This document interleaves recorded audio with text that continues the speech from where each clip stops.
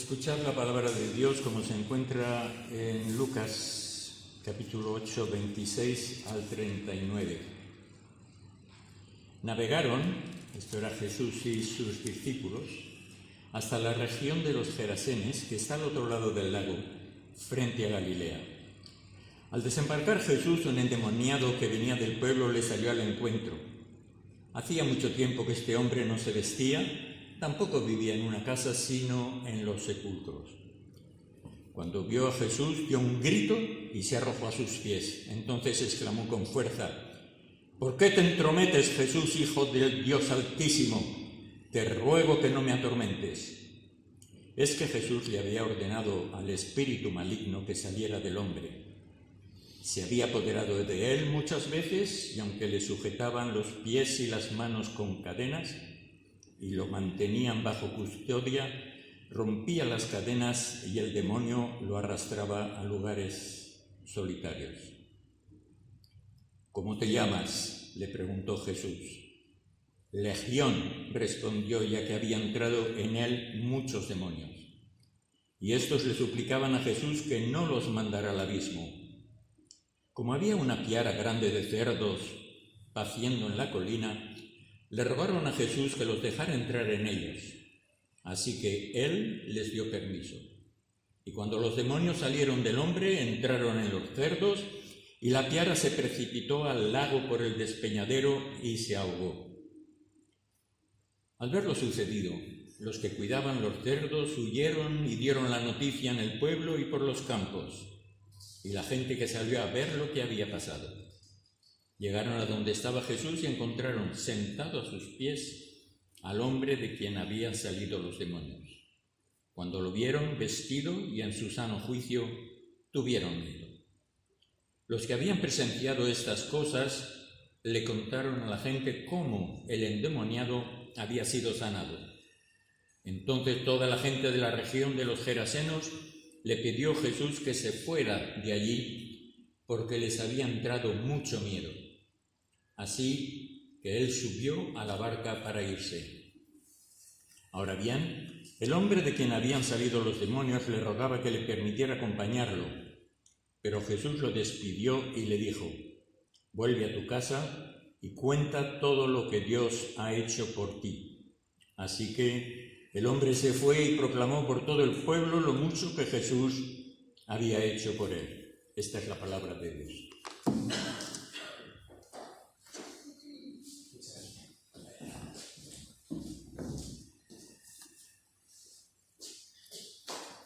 Tenemos el privilegio de ver en este texto a Jesús como liberador, como sanador, como restaurador a favor de la dignidad de la vida. Para ello, este pasaje de Lucas 8, del 26 al 39, tiene una profundidad y un sentido muy poderoso, donde vemos la inspiración del Señor. Como es habitual en el evangelista Lucas, aunque Lucas es un gentil convertido al cristianismo, las técnicas que utiliza para redactar este pasaje, que en realidad tampoco en este caso se ha complicado mucho, ya que Lucas, cuando escribe, tiene en su mesa, por así decirlo, el Evangelio de Marcos, ¿no? Y prácticamente pues lo extrapola igual, solo que le da su toque. Pero las técnicas que están en el pasaje de redacción, de expresar las cosas, son técnicas judías y ya nos iremos bien dando cuenta de eso, ¿no? El pasaje está, como digo, en el Evangelio de Marcos, pero también en el Evangelio de Mateo, ¿sí? Y Lucas lo plasma en el suyo y le da su toque. Hoy tenemos que sumergirnos en el sentido de la narración y no quedarnos solo en la superficie, aunque la superficie también tiene de por sí muchísimo jugo. Bueno, este es el pasaje del endemoniado de Gerasa, al norte de Gadara. Por eso en algunos manuscritos pone Gadara. En la Reina Valera me parece que aparece Gadara. Y en el Evangelio de Mateo, pues dice Gadara en vez de Gerasa. Y Jesús llegó con sus discípulos cruzando el lago de Galilea a esta región. Una región donde en vez de haber judíos, los que estaban por allí asentados eran mayormente pues paganos que estaban allí, de las ciudades de lo que se conforma lo que se llama la Decápolis, que eran un conjunto de unas 10 localidades, ciudades griegas, es decir, del periodo helenístico, de cuando Alejandro Magno y tal, pues fueron formando ciudades y no eran judíos. Por eso en este pasaje vamos a encontrarnos con una piara de cerdos. Vosotros sabéis que los judíos no criaban cerdos, porque para ellos era un animal inmundo. Pero aquí en este pasaje sí hay cerdos, pues porque están en otra región, están en Decápolis, ¿no? Fácil de comprender. Es interesante ver a Jesús en un territorio pagano, fuera del contexto judío. No es la primera vez, pero sigue siendo interesante. Si él vino, en primer lugar, a por las ovejas perdidas de la casa de Israel, ¿qué haría allí? ¿A qué fue? ¿Sería solo para desconectar, para descansar? Hay pasajes bíblicos, hay pasajes en los evangelios que es así, en los que Jesús se aísla, se retira a descansar. ¿Se fue a descansar? ¿O fue una forma de apuntar, tal vez, que su misión tiene finalmente como objetivo el mundo entero? Socialmente, los judíos estaban en esta época y posteriormente, muy crispados, porque la situación de dominación pagana por parte de los romanos generaba tensión, se vivía mucha incomodidad. Los estudios de antropología social y cultural del siglo I demuestran cómo los judíos veían a los paganos, ya fueran romanos o no, los veían básicamente a todos como personas para desconfiar de ellos, como enemigos, y con los romanos ya con razón, enemigos, ¿no? Ya sabéis que luego, después del tiempo de Jesús, un poquito después, se crean revueltas judías, ese movimiento de celotes, de rebeldes que se levanta, el pueblo se levanta contra los romanos, toman las armas, y se lía una buena. Y lógicamente, pues, ¿qué van a hacer? Unos cuantos judíos armados en contra de un imperio, del imperio romano, con la cantidad de legiones que tenía, ¿no? En esa época, pues con el emperador Tito a la cabeza, pues manda sus ejércitos y termina por aplastar esa revuelta, destruye la ciudad de Jerusalén, destruye el templo, en fin, un desastre. Cuando se escribe este evangelio que estamos leyendo, cuando ya Lucas lo escribe, aunque Lucas hemos dicho que tiene en su mensa el evangelio de Marcos, que el de Marcos es más o menos sobre el año 70, aunque algunos más conservadores dicen que del 60, pero bueno, del 70 ya estarían aconteciendo esto que yo digo. Lucas ya es 10 años después, pues hace como 10 años que ha ocurrido todo esto, que el templo ha sido destruido, que Jerusalén ha sido destruida. Y además, en la comunidad de Lucas, en la comunidad lucana, según dicen los especialistas, y se nota en el Evangelio, había que trabajarse todavía las relaciones entre los que eran de la propia comunidad, que eran judíos de sangre, y los que eran paganos convertidos al cristianismo. Y eso es una cosita ahí que había que trabajar bien, porque si no en la propia comunidad podían saltar un poco de chispas, era un tema caliente. Y Lucas le presta atención en muchos pasajes. Pero bueno, aquí lo tiene más fácil porque simplemente extrapola el texto de Marcos. Por otro lado, hay que fijarse que este capítulo 8 al completo, increíble, si cogéis la Biblia lo podéis comprobar. Primero, en el capítulo 8 hay varios relatos. Pues el primero que te encuentras antes del que estamos leyendo nosotros, ahí ese relato muestra la divinidad de Jesús al tener poder sobre los elementos de la naturaleza. Es cuando Jesús calma la tempestad. Y ahora vemos, en este relato de ahora nos toca pues ver a Jesús, su poder contra las fuerzas del mal, que ahora veremos con los demonios y tal. Y después, el relato siguiente, el que viene después, el de la hija de Jairo, vemos que con ese relato se demuestra, se ejemplifica que Jesús tiene poder sobre la muerte y la enfermedad. Es un ciclo de texto que juntos apuntan a ver que Jesús, aquel hombre, que no solamente era como nosotros 100% humano, como tú y como yo, que lo fue, sino que nos está diciendo que en él está Dios trayendo su reino sobre nosotros. Es un hombre con la autoridad de Dios, ¿no? Esta es la forma de decir lo que claramente dice el Evangelio de Juan, ¿no? Que Jesús es el Logos de Dios hecho carne y habitando entre nosotros, ¿no? Asumiendo por amor nuestra misma realidad humana. Y el evangelista dispone toda esta secuencia de relatos, estos pasajes, para que tengamos ánimo y tengamos fe, para que sepamos bien en quién hemos creído, en quién descansamos. Porque en la época de Lucas los cristianos estaban siendo también, por un lado, rechazados por los propios judíos y por otro lado, rechazados por los paganos.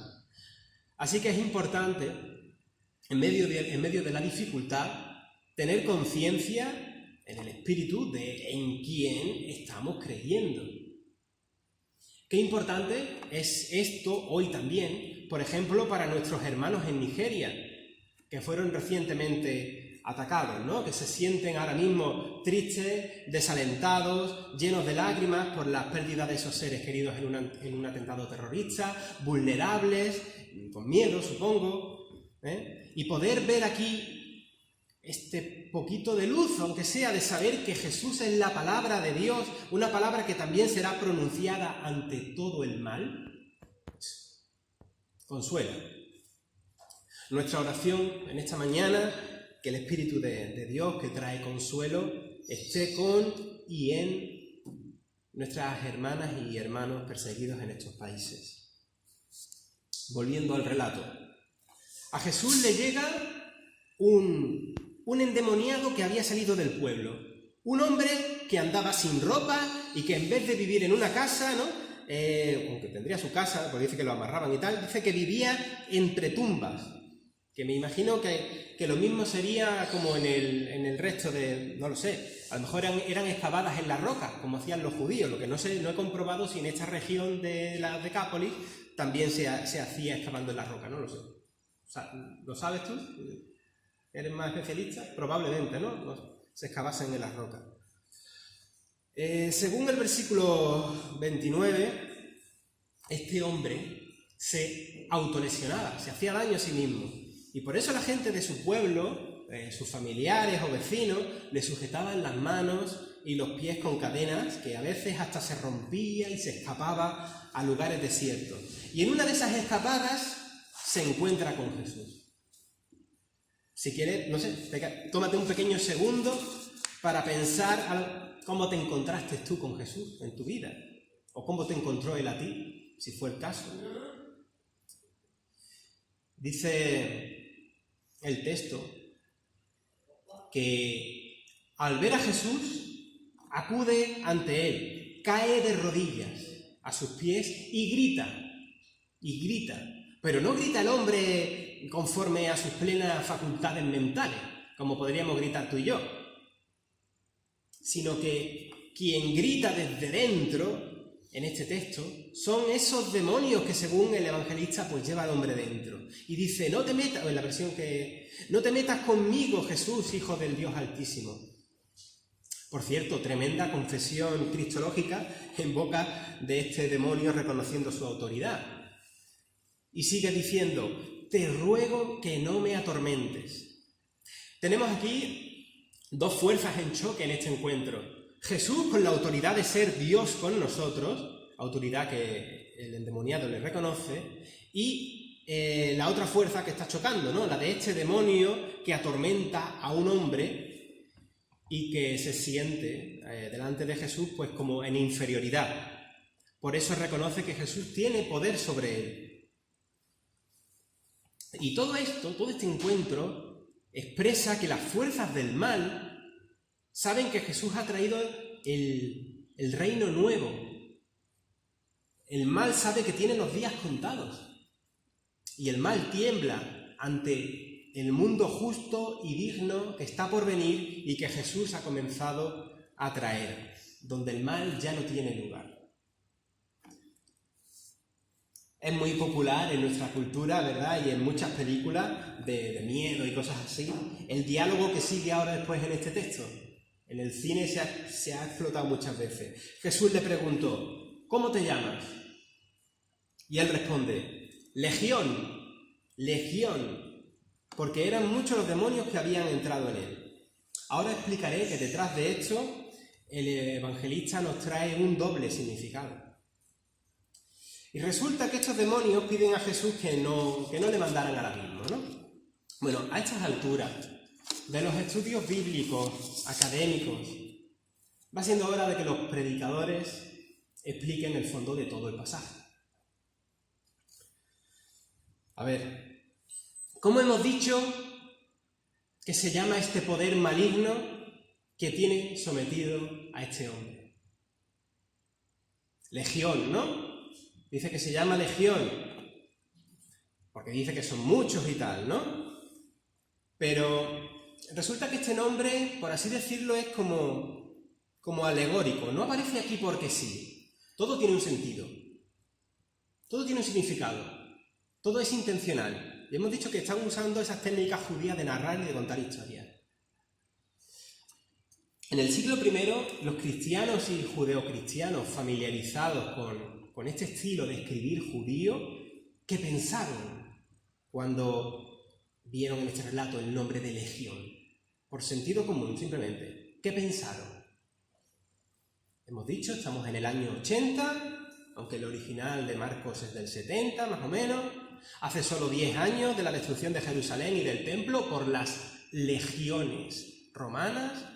Así que, ¿en qué pensarían al escuchar el nombre de Legión? ¿En una legión romana? Os digo más.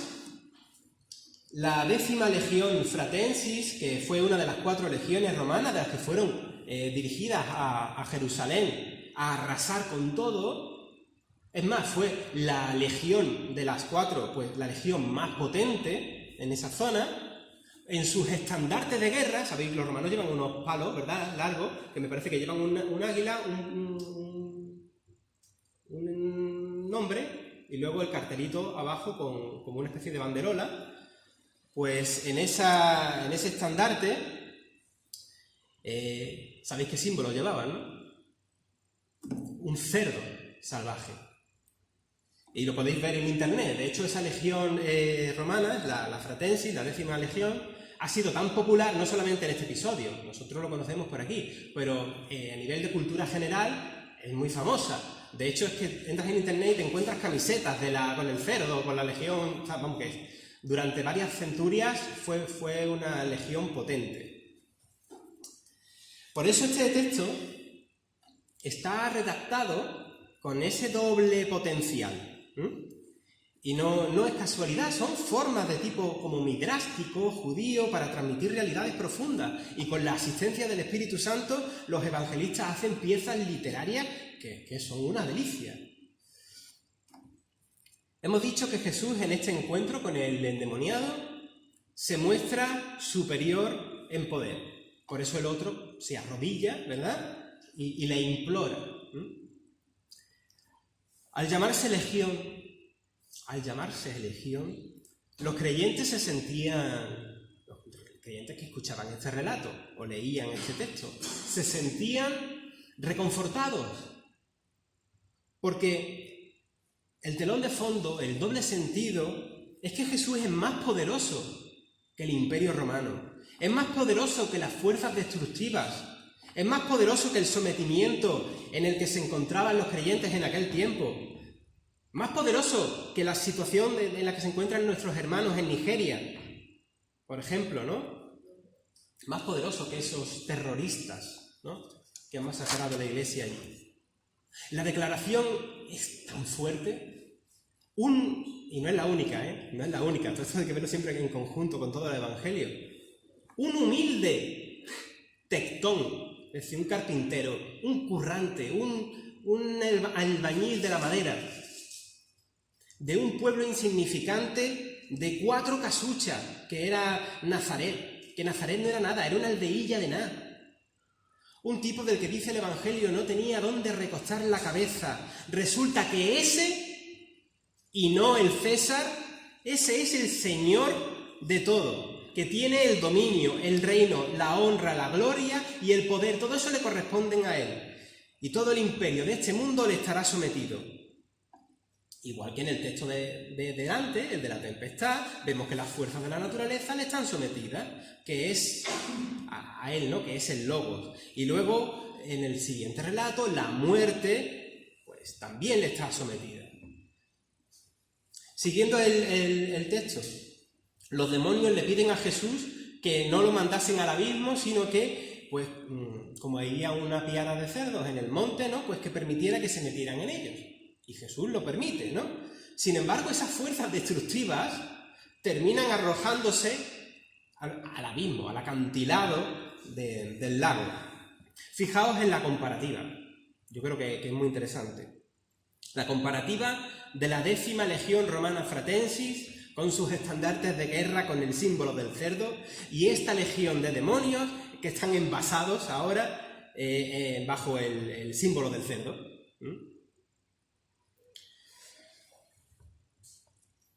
¿Qué significa esto? Tanto una legión de demonios como una legión militar, bélica y destructiva son agentes del mal que encuentran en Jesucristo a aquel que les hace frente. El mal, ya hemos dicho, tiene los días contados. Esa es nuestra esperanza. ¿Y qué ocurre con esta legión de cerdos que acabo de decir, no? Recordamos además que los cerdos son un animal impuro para los judíos y que en cierto sentido concernían a los enemigos paganos, ¿no?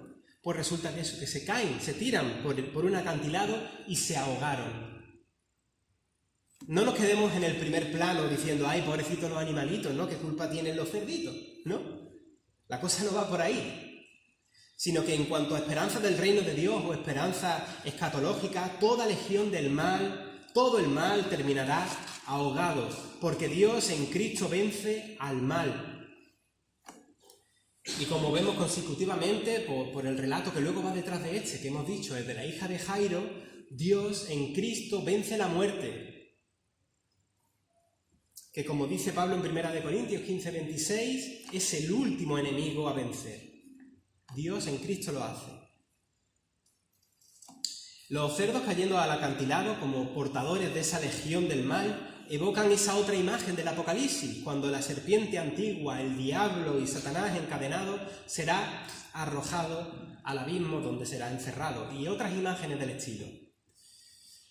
Así que cuando los creyentes de finales del siglo I, ya fuese que estuvieran en Roma, pasándolo regular, ya fuese que estuviesen en Asia Menor, 3/4 de lo mismo, o en Judea, leían o escuchaban un texto como este, era para ellos un canto de victoria contra las fuerzas del mal. Y espero que también lo sea para nosotros, que lo sea para nuestros hermanos de Nigeria, o donde quieran que estén los creyentes perseguidos, o los creyentes que lo están pasando mal, o los creyentes en Ucrania. Que sea un canto de victoria allá en las situaciones duras, donde el mal te acosa y te agobia. Cristo, nuestra esperanza, es el victorioso. Pon tu confianza en Él. Los imperios de este mundo, aquello que siembra la injusticia, que oprime, que mata, que roba a las personas el derecho a una vida digna, lo que mata la salud, lo que mata la dignidad, lo que esclaviza, todo eso tiene los días contados. Y una cosa, no nos olvidemos de este hombre de Gerasa que ha quedado libre. No es un pagano, no es una persona politeísta que no cree en el Dios verdadero. ¿Qué pasa con esta persona?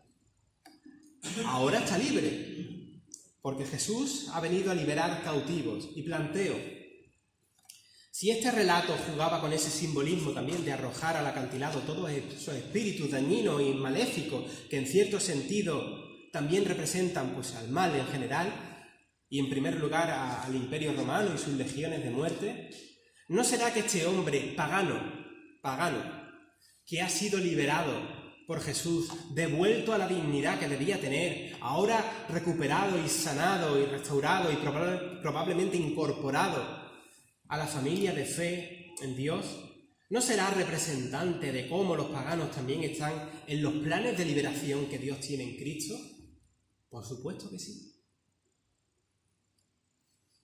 ¿No será que las personas que se mueven, pues, por la lógica de este mundo, repitiendo y perpetuando patrones de injusticia, podrán alguna vez toparse con la realidad de Cristo que nos transforma y arranca de nosotros el sistema de poder y la fuerza bruta, llámese legión o ponle el nombre que quiera, para ser libres y vivir ahora desde un sistema nuevo que hemos venido a denominar el reinado de Dios? Pues yo creo que sí, yo creo que sí. Gracias a Dios, Jesús se mete en tierra de gentiles, en tierra de paganos, se mete donde sea y allí libera cautivos. Y si tú estás metido en un foso oscuro de una situación fea, allí va el buen pastor a buscarte, deja las 99 en un sitio seguro y se mete donde sea a buscarte. ¿Vosotros pensáis que Jesús, antes de liberar a este hombre atormentado, le hizo un examen de ortodoxia doctrinal para ver si se merecía ser liberado? ¿Se preocupó de que fuese un auténtico judío del pueblo escogido? Claro que no, era un pagano. No era de la verdadera fe. ¿Se aseguró Jesús que este endemoniado no hubiese hecho antes, pues, daño a otras personas para ver si se merecía o no se merecía su sanación o liberación? No. Jesús no hace acepción de personas. Dios te ama y quiere liberarte aunque lleves a tu espalda una vida de maldad que ya te aplasta y te somete. Y te libera por gracia. Y nosotros, que somos seguidores de Jesús, ¿no deberíamos de actuar con gracia? ¿No deberíamos de actuar sin hacer distinción entre personas? ¿No deberíamos tratar a las personas atormentadas con la misma dignidad que el resto? ¿Vas a ser tú, voy a ser yo, quien le robe la dignidad a esas personas? ¿O vas a ser tú y voy a ser yo quien se la reconozca en nombre de Cristo? Que no seamos nosotros, como ocurre después en el texto, que el pueblo, ¿no?, de los gerasenos, cuando salieron de sus casas para ver lo que había pasado, no se alegraron de ver a aquel hombre que conocían de toda la vida, que seguramente si no era tu primo, era tu primo segundo, o tu vecino. No se alegraron. Vieron al hombre cabalmente a los pies de Jesús, liberado, recuperado, dignificado, restaurado, amado, y tuvieron miedo en vez de alegría. Y le dijeron a Jesús que se marchase de allí. Qué triste, ¿verdad? Pues te digo una cosa. En algunas iglesias pasa lo mismo. En algunas iglesias básicamente se le pide a Jesús que se vaya, que ya nos quedamos nosotros con otro Jesús de cartón piedra que no hemos fabricado. El hombre liberado, según dice la historia, quiso irse con Jesús en la barca. Pero el Señor le dijo no. Le dijo, mira, tu misión está aquí. Vete a tu casa y cuenta lo que Dios ha hecho por ti. Y se lo está diciendo que se lo tiene que contar a esa gente que son unos ingratos y que más evidencia que ya de la que han visto. Hermana y hermano mío, tú has sido también dignificado, dignificada, liberado, acogido, aceptado y amado por Cristo, que te restaura, te redime, te acepta. Pues ahora vete a los tuyos y cuenta lo que Dios ha hecho por ti.